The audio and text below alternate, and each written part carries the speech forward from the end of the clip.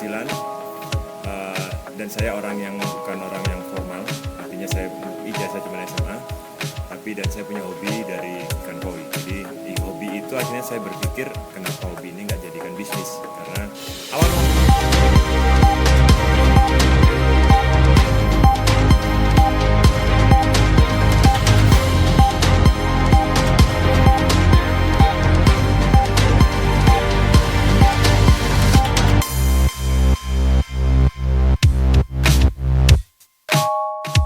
Ketekunan, kerja keras, dan cinta terhadap sesuatu sering menghasilkan prestasi luar biasa.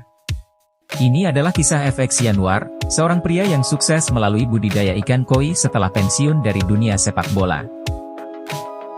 Pada masa pensiunnya, Yanwar memutuskan untuk menjalani hobinya, yakni budidaya ikan koi. Ia sempat belajar dari Blitar, sebuah pusat penghasil ikan koi terbesar di Jawa Timur, dan bahkan pernah melanjutkan pembelajarannya hingga ke Jepang.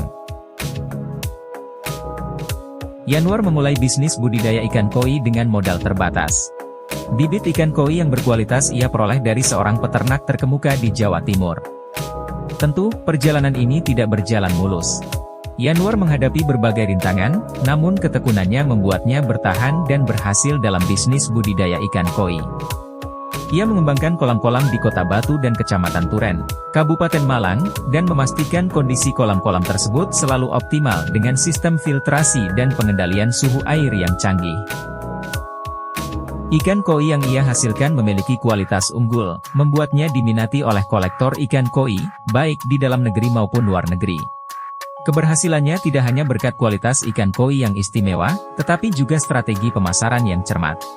Yanwar aktif berpartisipasi dalam pameran ikan hias dan mempromosikan ikan koi melalui media sosial.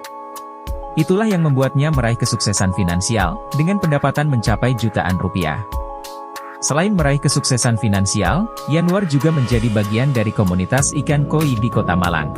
Saat ini, ia telah membuka Momiji Center, sebuah showroom ikan koi yang terletak di Jalan Sulfat Tenaga Nomor 1, Kota Malang. Di sini ada berbagai jenis ikan koi, seperti kohaku, showa, yamabuki, chagoy, dan masih banyak lagi. Harga jualnya bervariasi, mulai dari Rp25.000 hingga Rp500.000 untuk ikan koi lokal, dan Rp1 juta hingga Rp20 juta untuk koi impor. Yanwar bahkan pernah menjual ikan koi seharga Rp45 juta kepada pelanggannya di Jakarta. Sementara itu, kolam budidaya ikan koi di Kecamatan Turen dan Kota Batu juga masih beroperasi. Harapannya, ini dapat membantu mengurangi ketergantungan pada impor bibit ikan koi.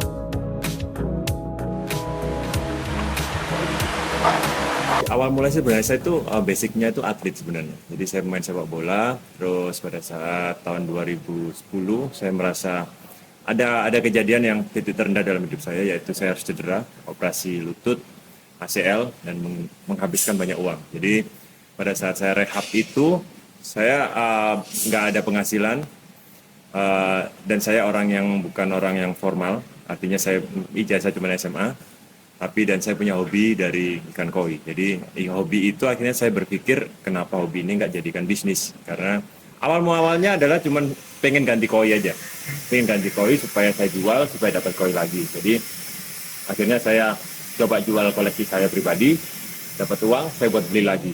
Nah, ternyata buat beli lagi itu ada sisanya. Nah, ternyata loh ini kok lumayan juga buat bisnis. Akhirnya dari situ mulai saya terjun untuk dunia bisnis.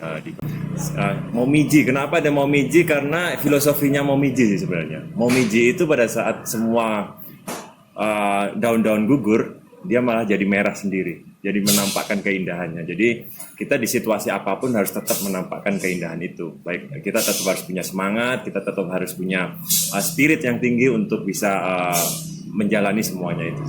Koinnya banyak jenis. Jadi ada kohaku, showa, yusuri, chagoy, berbagai macam jenis. Sanke juga ada. Kita ada dua lokal sama impor. Jadi yang lokal itu sekitar harga murah sekali, ada 25.000 kalau yang lokal, sampai 300, maksimal mungkin di 500. Tapi kalau yang impor range-nya antara 1 juta sampai 15 sampai 20 juta per ekornya, tergantung kualitas sama tergantung size-nya. Yang banyak disukai orang itu ada Gosanke ya, namanya Kohaku, Sanke sama Showa. Itu yang memang banyak diminati sama orang dan harganya memang mahal. Jadi harga koi itu di seluruh dunia itu nggak ada patokannya. Jadi misalnya Kohaku harganya segini sampai sini nggak bisa karena subjektivitas itu sangat berpengaruh di harga itu.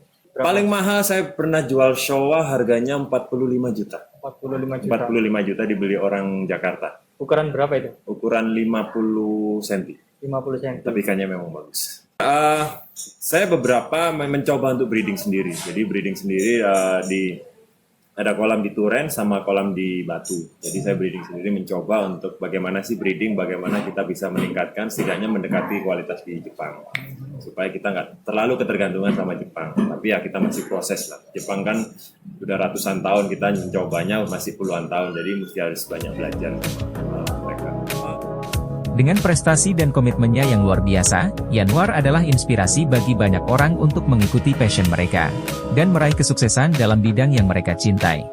Dari Kota Malang, Kidot Mayantara Media Group melaporkan.